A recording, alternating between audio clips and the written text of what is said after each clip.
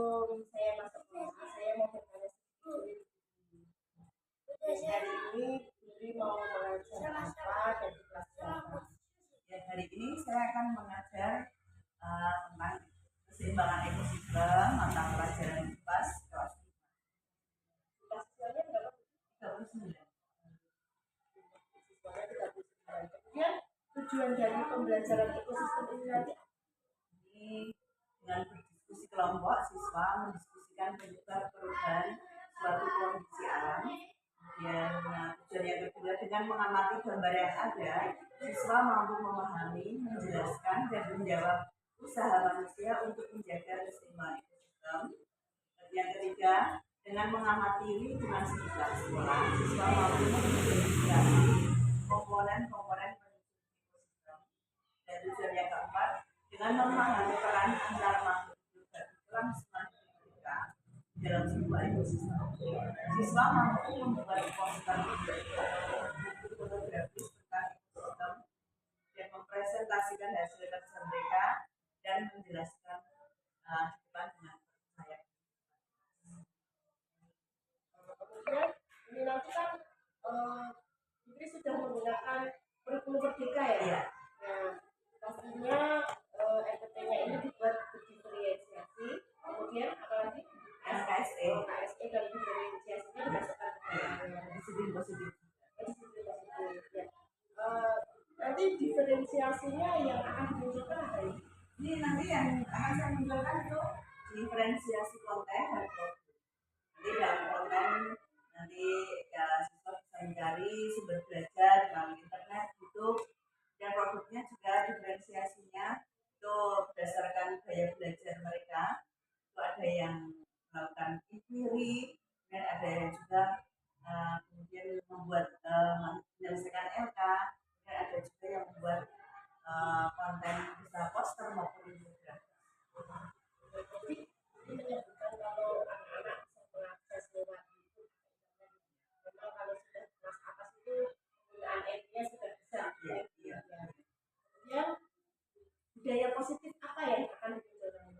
Ya, nanti budaya positif yang akan saya munculkan itu yang pertama itu keaktifan kelas. Nah, jadi saya ingin kelas nanti aktif, baik nanti siswa aktif bertanya, aktif menjawab, dan juga siswa aktif dalam pembelajaran. Kemudian budaya positif yang lain, ini selain dalam pembelajaran ini juga saya akan terapkan juga.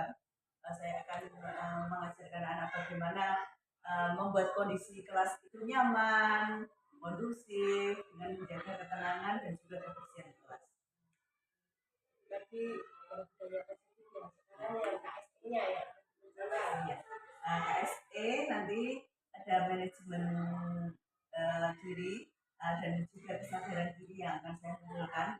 Dan yang paling utama itu KSE tentang pengambilan keputusan secara saja sebelum pembelajaran dimulai pasti menggunakan perasaan anaknya. Nanti ada speaking atau apa yang membuat anaknya? Ya, nanti ada speaking juga teknik stop. Jadi Bu, mungkin itu dulu yang saya tanyakan untuk sebelum pembelajaran. Silahkan melaksanakan pembelajaran dan izinkan nanti saya mengikuti masuk kelas dan memantau proses pembelajaran. Ya, terima kasih Bu. Selamat belajar. Ya. Pembelajaran kali ini sebelum dimulai, kemarin kita sudah mempelajari sedikit tentang lingkungan kita, tentang lingkungan kita. Yang nyaman itu adalah lingkungan seperti kesepakatan kita yang bagaimana? Bersih, rapi, indah, sehingga kalian menjadi nyaman belajar di dalam kelas. Kalau di lingkungan sekitar kita, itu ternyata di sekolah kita itu banyak tumbuhan ya. Banyak tumbuhan. Kalau kalian di bawah pohon-pohon yang indah, kalian merasa nyaman nggak? Rasanya bagaimana? Seger ya, seger, adem. Nah, hari ini kita akan melanjutkan pembelajaran kita tentang lingkungan kita. Lihat soal yang guru tayangan di layar ini. Nomor 1, kalian jawab di kertas kalian ya. A, B, C atau apa? Pertanyaan nomor 1. Bukan pertanyaan. Apakah kalian tahu tentang ekosistem? Jawabannya? Siapa yang menjawab A? Tidak tahu. Kamu tidak tahu. Siapa yang menjawab A? B. Apakah kalian mengetahui akibat dari ketidakseimbangan ekosistem? Siapa yang menjawab A? A. Tidak tahu ya. Tidak tahu. Ada yang menjawab B? Oh, yang tidak tahu hanya 1 dari 39 anak. Berarti sebagian besar sudah tahu. Sebelum kita mulai pelajaran hari ini, kita mau tanya siapa yang tidak masuk, ada yang tidak masuk? Sama siapa? Lupa tadi tidak ya, Bu Guru. Ada apa? Sakit? Tidak, saya yang tahu. Ya. Semoga kalau seandainya Noval sakit, kita tidak tahu ya Noval kenapa. Seandainya sakit, semoga segera diberi kesembuhan. Kalau mungkin Noval dalam kesulitan, semoga segera diberi kemudahan sehingga besok bisa masuk sekolah lagi. Nah, untuk mulai pembelajaran pada pagi hari ini, kita tepuk jari ya. Tepuk jari 1, tepuk jari 2, tepuk jari 3, tepuk jari 4, tepuk jari 5, semua 1, 2, 3. Siap berdua. Kita ulangi ya. Yuk, mulai. 1, 2, 3. Tepuk jari 1, tepuk jari 2, tepuk jari 3, tepuk jari 4, tepuk jari 5, semua 1, 2, 3. Siap berdoa. Menurut agama dan kepercayaan masing-masing berdoa dimulai. A'udzubillahi minasyaitonirrajim. Bismillahirrahmanirrahim.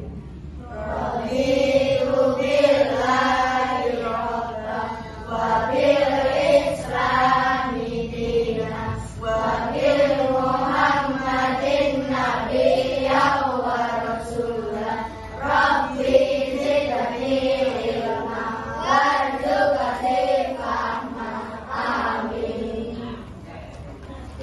Anak, untuk pertemuan kali ini kita akan mempelajari tentang keseimbangan ekosistem. Sedangkan tujuan pembelajaran kita kali ini, pertama, siswa mendiskusikan penyebab perubahan suatu kondisi alam. Jadi penyebab perubahan kondisi alam.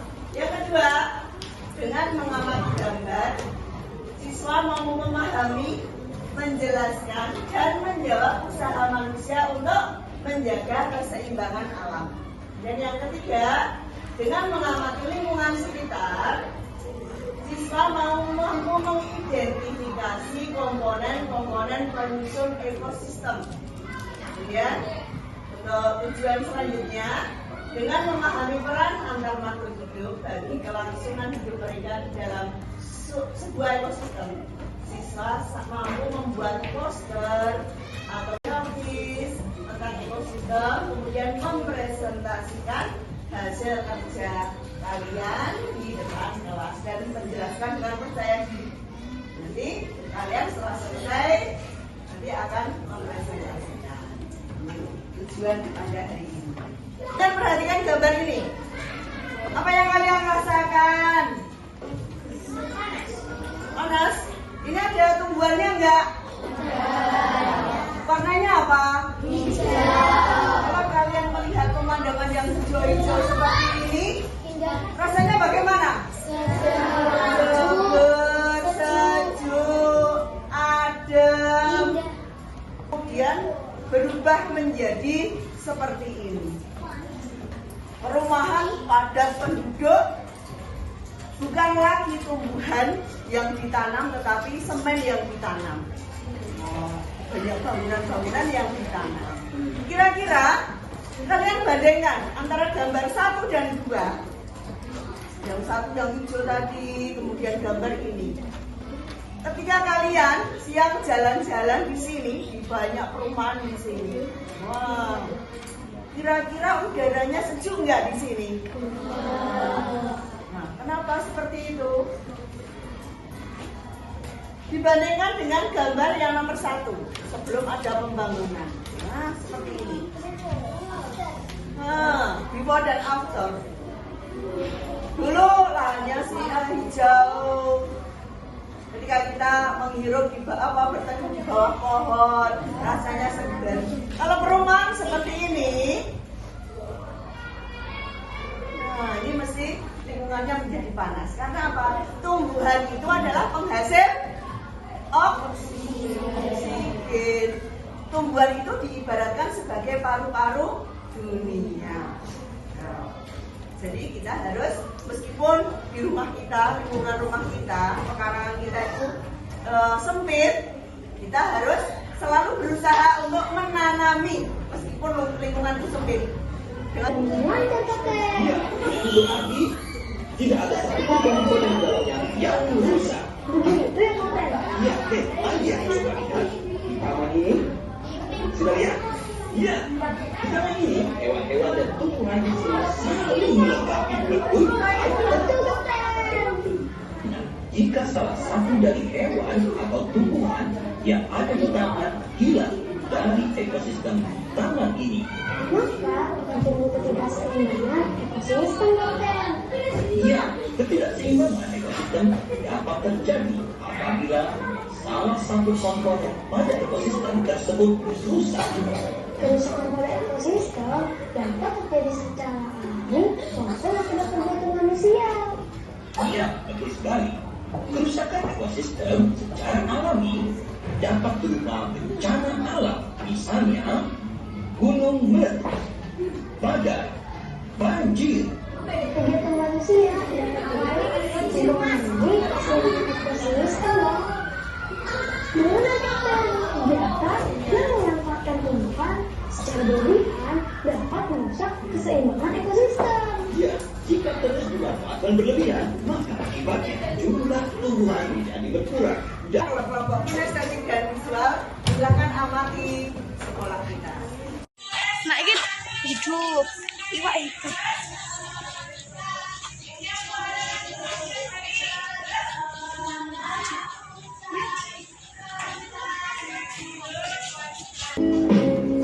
Ini kalian lihat ekosistem kolam itu isinya apa saja yang ada di sini. Ini apa, eceng gondok ya? Oh, di dalam eceng gondok itu di bawahnya ada apa kira-kira? Ikan ya? Ini apa ini?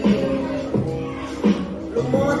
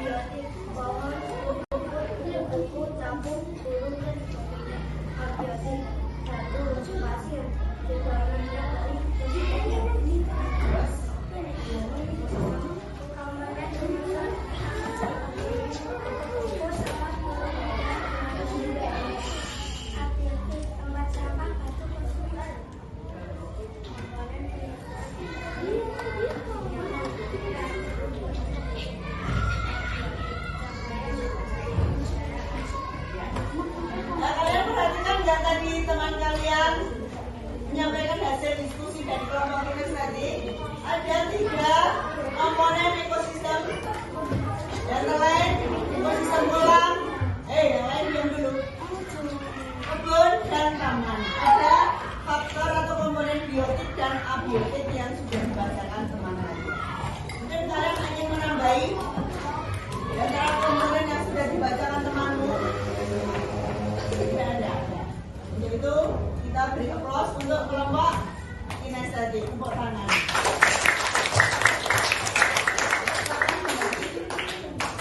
Ini baru satu kelompok yang presentasi. Ya. Untuk kelompok yang lain apakah sudah siap? Visual akan menyampaikan diskusi mereka. Yuk, mulai yuk. Komponen penjagaan ekosistem taman, biotik, pohon, rumput, kuku, kapuk, burung, dan sebagainya. Biotik, pasir, batu, dedaunan yang kering, dan sebagainya. Dan sebagainya itu apa? Ayo, bisa disebutkan dan sebagainya? Ada batu tadi, terus kerikil, pasir, apalagi dan sebagainya. Ada yang mau menambahkan? Apa? Udara bisa ya? Air, nah jangan ditulis dan sebagainya, ya. Apa lagi? Apa? Sepeda, oh ya, di sana tempat parkir sepeda boleh. Jangan dan sebagainya, boleh sinar matahari, air, itu ya. Yuk, terus lanjut. Biotik, tumbuhan, burung, jamur, semut, dan lain-lain. Abiotik, batu, pasir, pot, tempat sampah, dan lain-lain.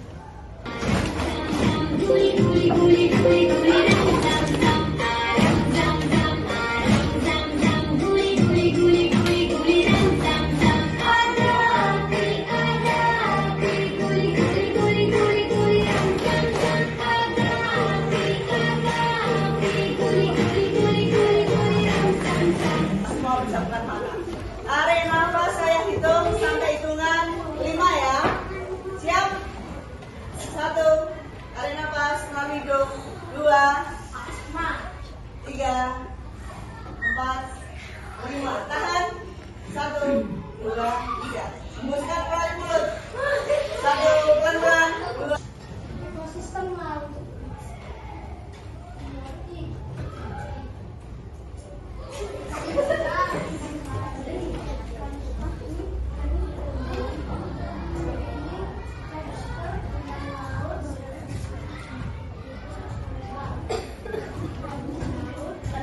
Ini kalian hari ini sudah mempelajari tentang ekosistem. Betapa pentingnya ekosistem bagi kelangsungan hidup. Betapa pentingnya ekosistem bagi kelangsungan hidup manusia. Seandainya saat ini ekosistem di sekitar kita rusak, masa depan anak cucu kita sudah akan dipertanyakan bagaimana lagi kelangsungan hidupnya. Oleh karena itu, apa yang sebaiknya kita lakukan agar keseimbangan ekosistem tetap terjaga? Seperti yang tadi ya, iya kita harus ketika buang limbah harus disaring dulu, apalagi pabrik. Nah, ini karena sudah selesai materi kita, nanti akan setelah istirahat, nanti kita akan mengadakan posting. Baiklah anak-anak, untuk pertemuan kali ini akan kita akhiri ya. Alhamdulillah sudah selesai. Nanti kalau ada pertanyaan mungkin bisa sharing bersama. Jadi kesimpulan yang bisa kita ambil, kita harus bisa menjaga keseimbangan ekosistem di sekitar kita. Karena apa? Untuk keberlangsungan hidup kita di masa yang akan datang. Yang lain dengan menjaga seperti ini yang sudah ditampilkan teman-teman kita tadi. Baiklah anak-anak, untuk karena sudah selesai waktunya istirahat, kalian beristirahat. Akhirul kalam, wassalamualaikum warahmatullahi wabarakatuh. Waalaikumsalam warahmatullahi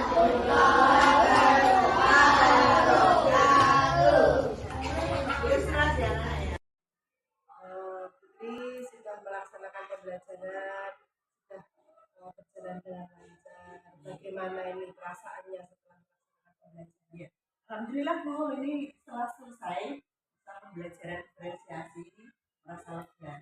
Dan juga saya juga lebih semangat lagi mengajar. Berarti kan ada beberapa nih tujuan dari pembelajaran itu. Kira-kira tujuannya itu tadi sudah tercapai belum? Ini saya tadi menerapkan 4 tujuan pembelajaran ya. Ini sudah saya sampaikan semua pada siswa-siswa juga sudah melaksanakan. Alhamdulillah tercapai.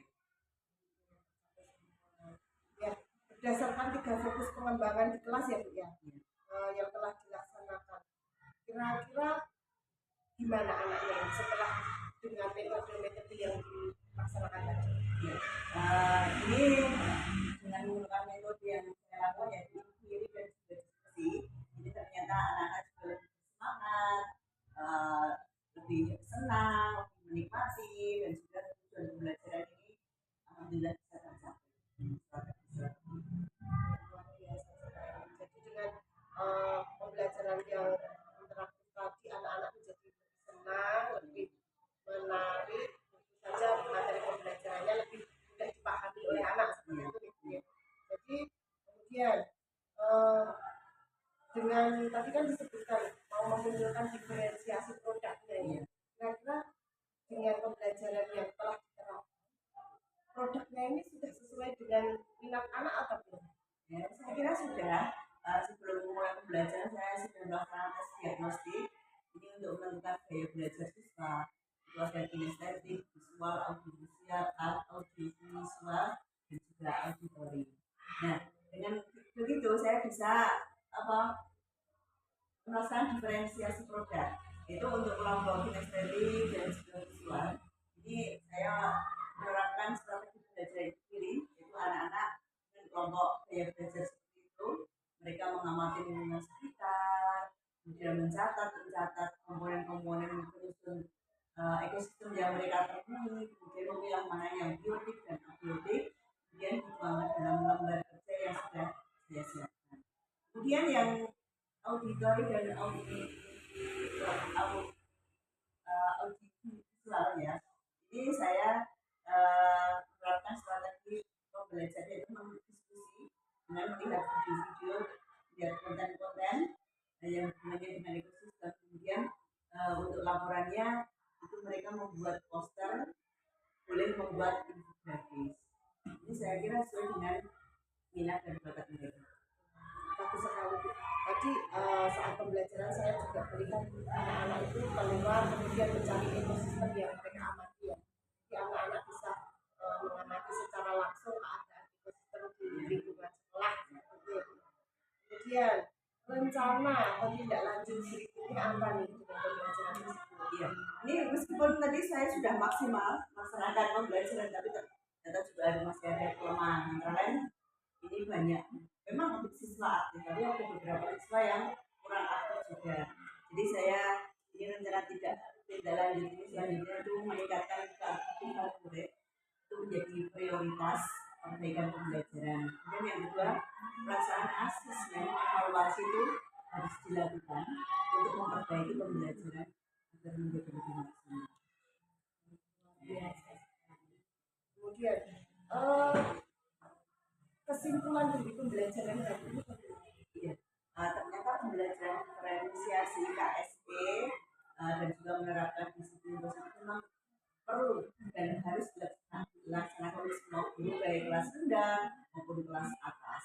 Ini karena apa?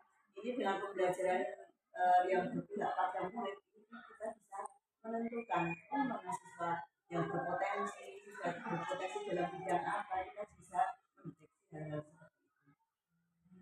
memang pembelajaran berdiferensiasi itu memang berfokus pada siswa ya Bu. Fokus pada siswa, jadi guru bisa tahu minat dan bakatnya anak ini mau belajar dengan metode yang bagaimana. Kemudian apalagi digabungkan dengan KSP, jadi kesiapan anak untuk belajar ini lebih matang, lebih lagi ya, lebih siap lagi. Saya ikuti mungkin kegiatan kita hari ini cukup sekian, luar biasa sekali tadi pembelajarannya, interaktif, terus lebih menarik dan semoga nanti pembelajaran berikutnya lebih menarik lagi. Ya, ya. Terima kasih. Ya, assalamualaikum warahmatullahi wabarakatuh.